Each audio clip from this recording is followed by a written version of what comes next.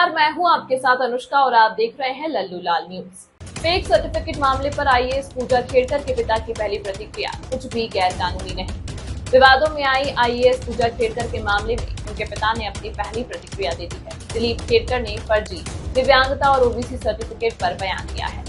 Civil सेवा परीक्षा पास करने के लिए फर्जी दिव्यांगता और अन्य पिछड़ा वर्ग ओबीसी प्रमाण पत्र का इस्तेमाल करने के आरोपी आईएएस अधिकारी पूजा खेड़कर के पिता ने रविवार को उनका बचाव करते हुए कहा कि उन्होंने कुछ भी गैर कानूनी नहीं किया है।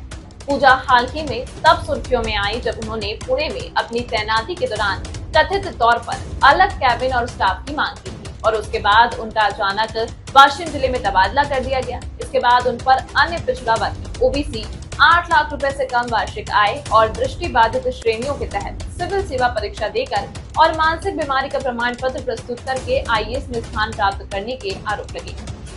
कौन है दिलीप खेड़कर? उनके पिता और महाराष्ट्र सरकार के पूर्व कर्मचारी दिलीप खेड़कर ने रविवार को एक मराठी समाचार चैनल से कहा कि वह वास्तव में गैर समृद्ध वर्ग नॉन क्रीमी लेयर से संबंध रखते हैं। दिलीप खेड़कर ने लोकसभा चुनाव लड़ा था और उन्होंने अपने चुनावी हलफनामे में 40 करोड़ रुपए की संपत्ति घोषित की थी।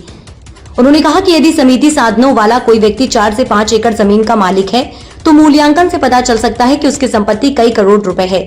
दिलीप ने कहा कि हालांकि समृद्ध वर्ग क्रीमी लेयर के रूप में वर्गीकरण संपत्ति मूल्यांकन के बजाय आय पर निर्भर करता है। दिलीप ने कहा कि उसने पूजा ने सरकारी काम के लिए लग्जरी कार का इस्तेमाल किया क्योंकि कोई सरकारी वाहन उपलब्ध नहीं था। कार उसके रिश्तेदार की है, उसने उस पर लाल बत्ती लगाकर किसी को धोखा नहीं दिया।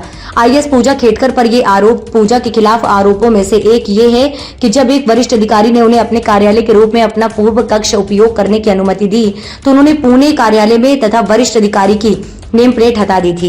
दिलीप ने कहा कि उसने अपने वरिष्ठ से उचित अनुमति लेकर केबिन का इस्तेमाल किया।